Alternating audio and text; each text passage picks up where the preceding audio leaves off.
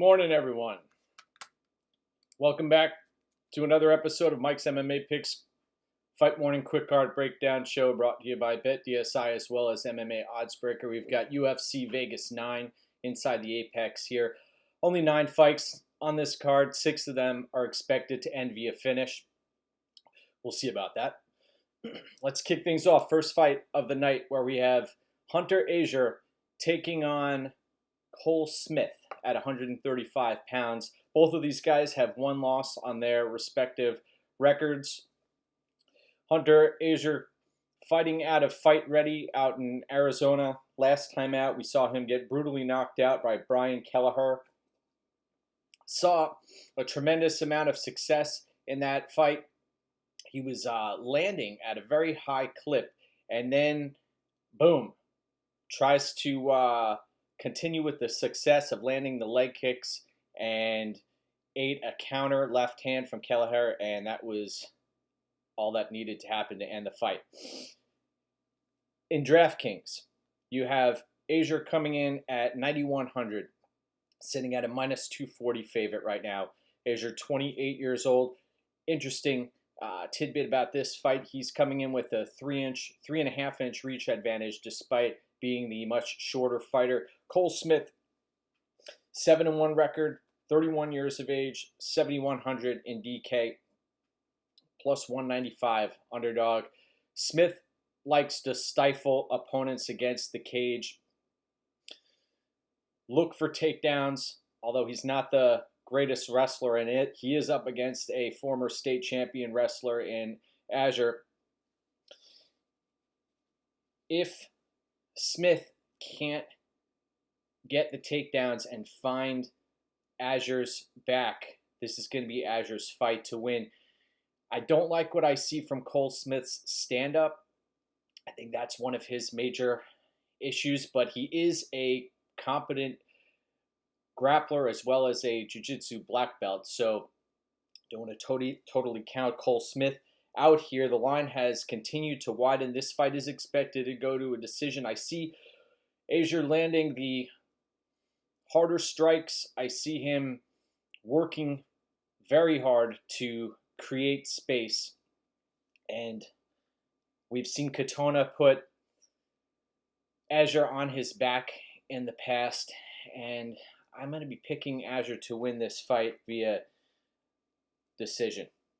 Next up, we've got one of Azure's former opponents in Brian Kelleher taking on Kelleher-Natividad. Natividad coming in with a 9-1 record. What's even more impressive, though, he went 13-1 as an amateur. You really don't often see fighters coming in with such extensive 5-year amateur careers. I wonder what the holdup was in that, but he's gone on to have a 9-1 professional record. Natividad spent some time at Combate. I was impressed with his win over Erwin Rivera. Coming in at $7,000, one of the cheapest fighters on the board as far as DraftKings goes. Only 27 years of age. Coffee's great this morning. Plus 175 underdog. Kelleher lost to Cody Stamen last time out. He's a one of these fighters that throughout my capping career, I've underestimated Brian Kelleher's abilities. I have no shame in admitting that. He is an overachiever, and what he did against Azure, very impressive, especially during COVID times. 34 years of age, 9,200 in DK, one of the highest priced fighters here for Brian Kelleher, minus 215 favorite. One thing I'll say about this fight, although Natividad is very well-rounded, doesn't seem to eat power punches well, and he's only been finished once. That was back in 2017. But I will say that we know Kelleher can crack, and I have a hunch at the end of these exchanges, when Natividad is looking to step back and remove himself from the situation, he's gonna get caught with something. You always have to be worried about the submission for Kelleher as well.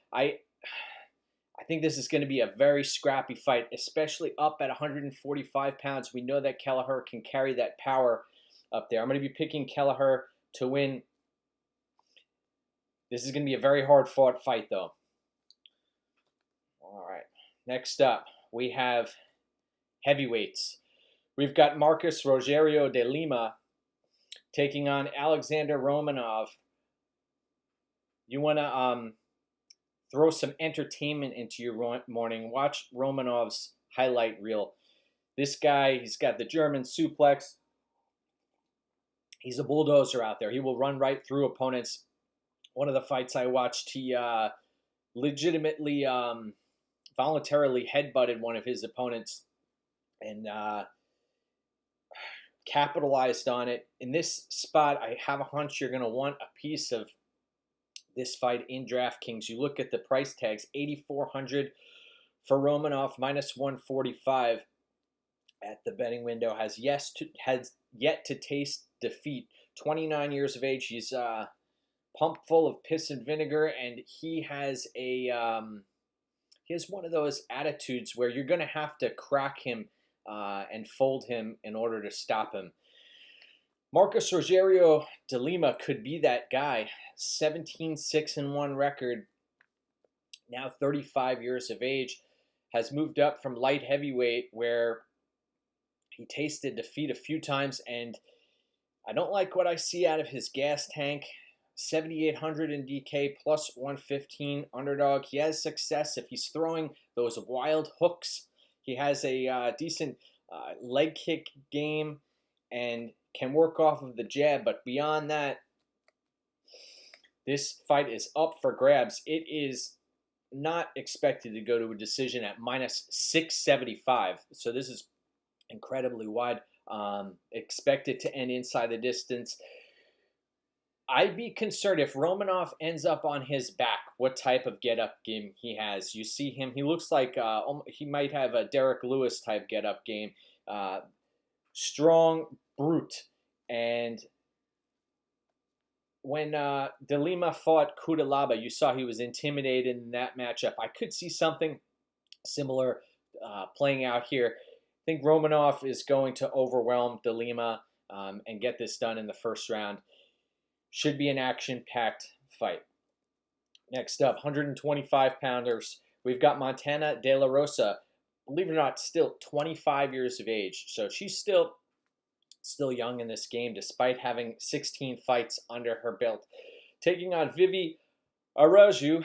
Araujo, what can we say? I overestimated her abilities in her last time out against Jessica Ai. Had a solid first round and the wheels fell off. She did not have a plan B. Although something that needs to be mentioned in that fight is that Jessica Ai came in and she was about 5 pounds overweight in that fight. And you saw down the stretch, the size did matter in that matchup. Araujo, 8-2 record. This is somebody who found martial arts as an adult. She was a soccer player, 8,900 in DK. You can see the athleticism when she fights, 33 years of age. She is a significant favorite here. I don't like the price at minus 185.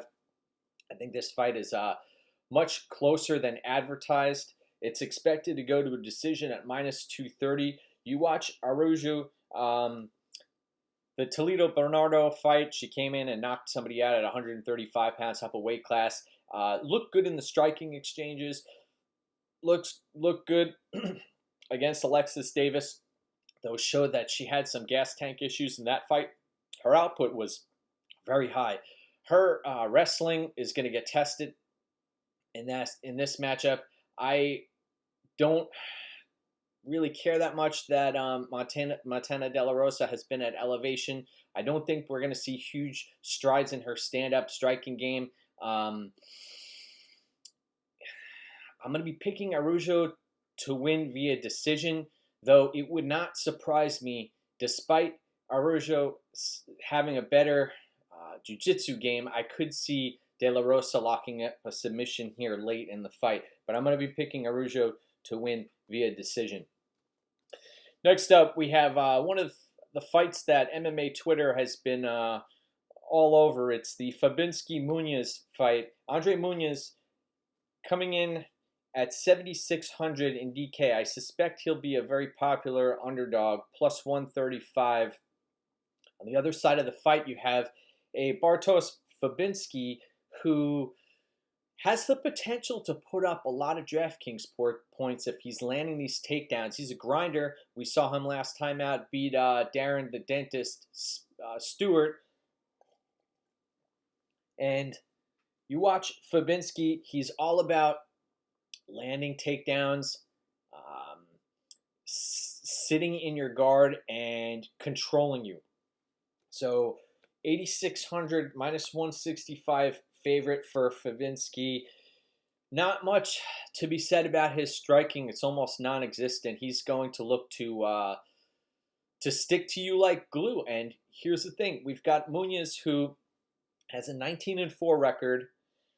You know, he's got 23 pro fights under his belt. He's 30 years of age. He looks to be the bigger, stronger fighter, but his gas tank is horrible. And you watch most of his fights, after the first round, he is huffing and puffing, and it's bad optics when you're going onto your back. I know he won 30-27 last time out against Arroyo, but he's going to have to work here.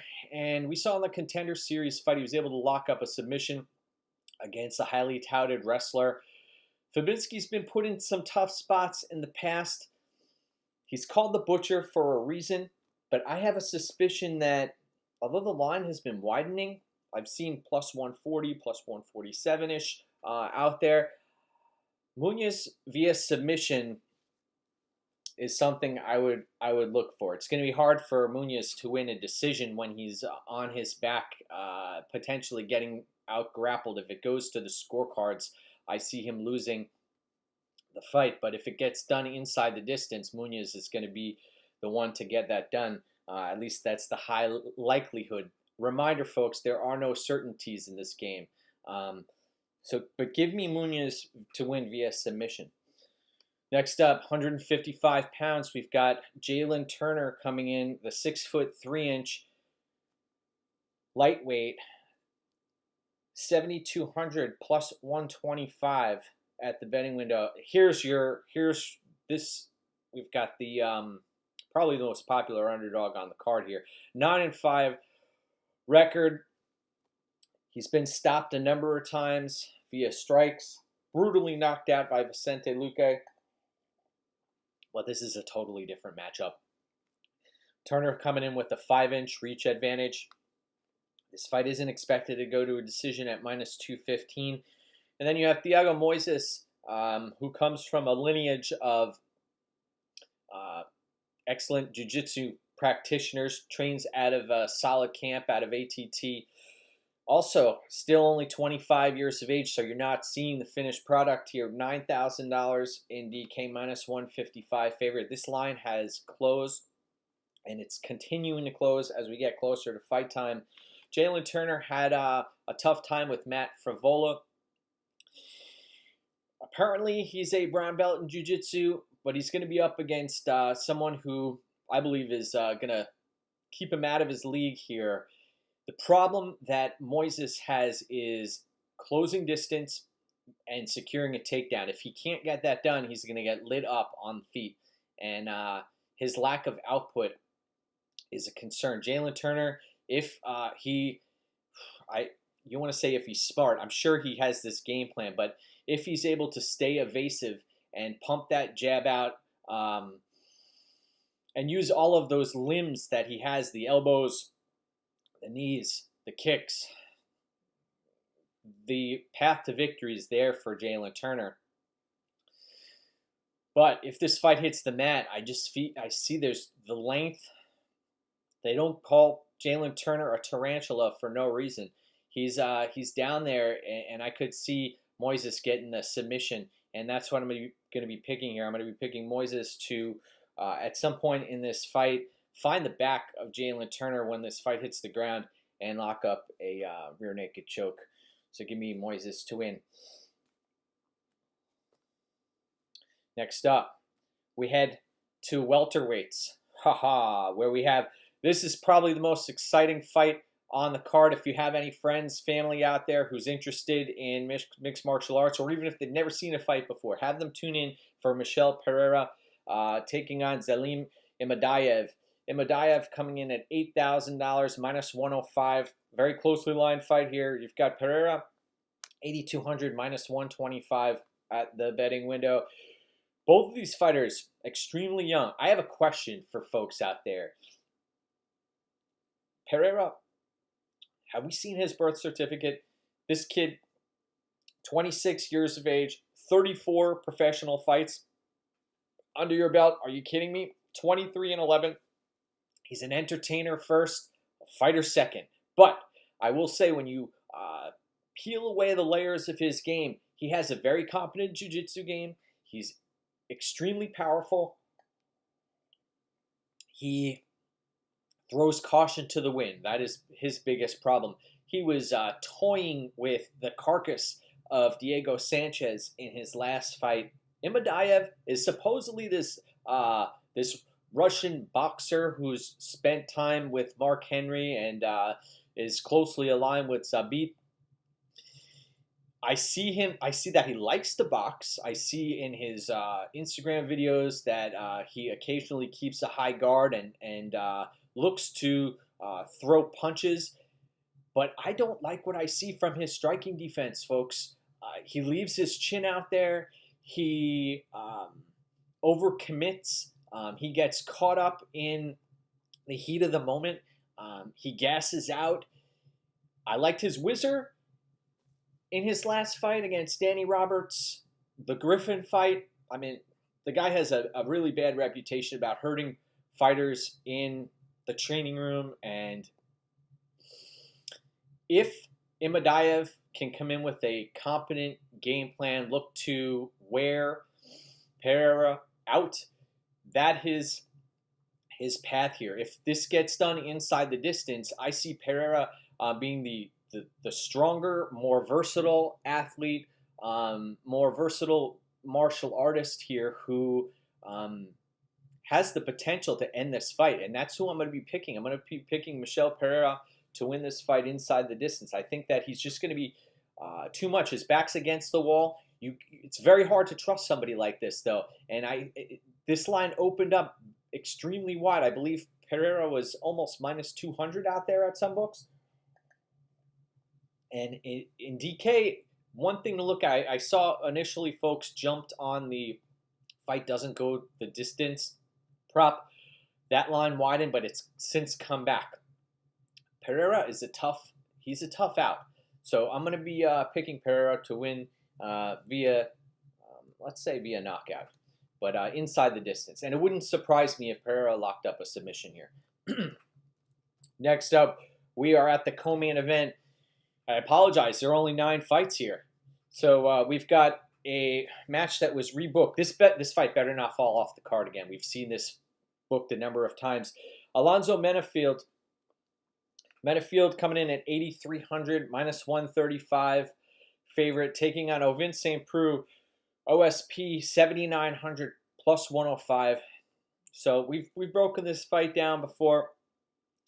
OSP coming in with a 4-inch reach advantage, dropping back down from heavyweight. I believe having this fight rebooked multiple times is actually helping him get acclimated back to his light heavyweight body type. Alonzo Menifield is a banger. The Devin Clark fight, we saw that first layer of takedown defense held up, but I have concerns if Menifield can't get this done early. OSP is usually a sit and duck in that first round. You have to throw the kitchen sink at him and get him out of there, or else you're going to get caught in one of his Vlad Flu chokes. And, that's the way I see this fight ending.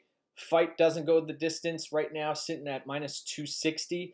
Either Menifield gets this done early or he's going to get choked out in the latter rounds. I'm going to pick OSP round 2 via Von Flue choke, although it would not surprise me one bit to see Menifield win this fight. It's a shame at this, you look at these price tags in DK, if you're not somebody who splits lineups, you're going to have to pick one of these guys. I could see there is a chance that OSP tries to stall against the cage, and Menifield looks to not empty his tank and put himself in a situation where he's out there to gas. So that's always something to think about. But give me OSP via Von Flue choke, second round. Now, we are at the main event of the evening. We're at Alistair Overeem, Augusto Sakai. Such a fantastic matchup. Heavyweights. This fight is this. You look at the fight doesn't go the distance prop. This is the line the same as the OSP Menifield fight, minus 260. You've got Sakai coming in here, 7,400 plus 135. On the other side of the fight, Overeem 8,800 minus 165. At one point, Overeem was down to minus 140, minus 145. I thought that was possibly a good play, but whew, Sakai is a tank.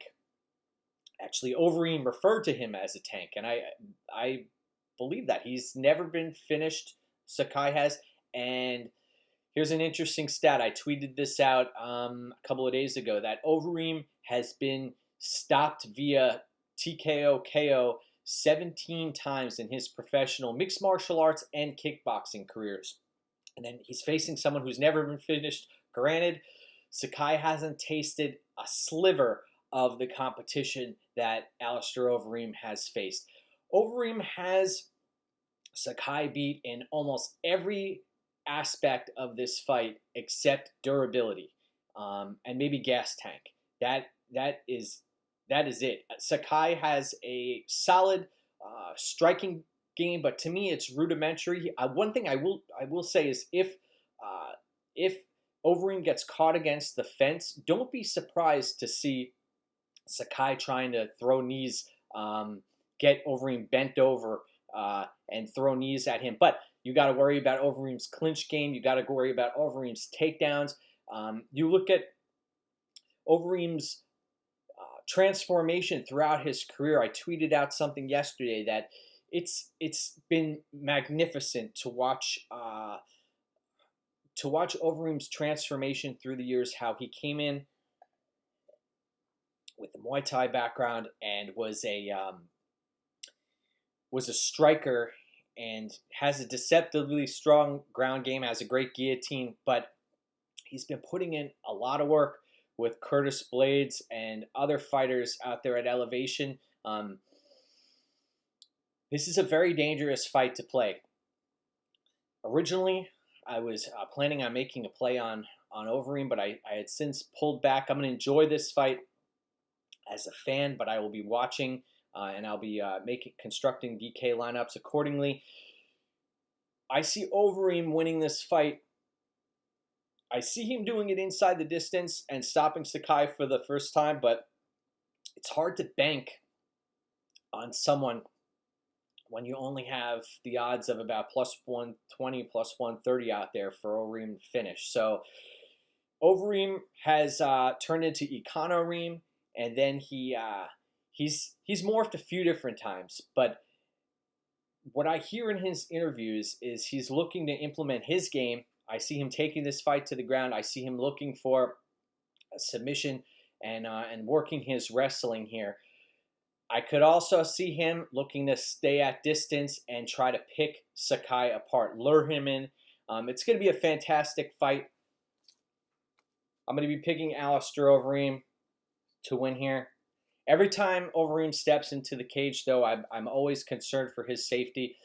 There are only so many times the human brain can get short-circuited and shut off the stream of consciousness. It's a scary thing to see him out there. He puts his life in his hands when he does it, but he does it for us, and for that I'm eternally grateful.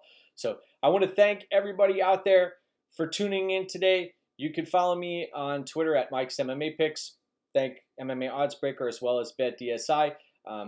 If you want to hop in on my premium plays, they can be found over at MMA Oddsbreaker Premium. Thank you to everybody for your support. I appreciate the likes, and if you subscribe to this, we work on it every event. We're out here grinding away. Thank you. Take care and enjoy the fights tonight. go get what's yours.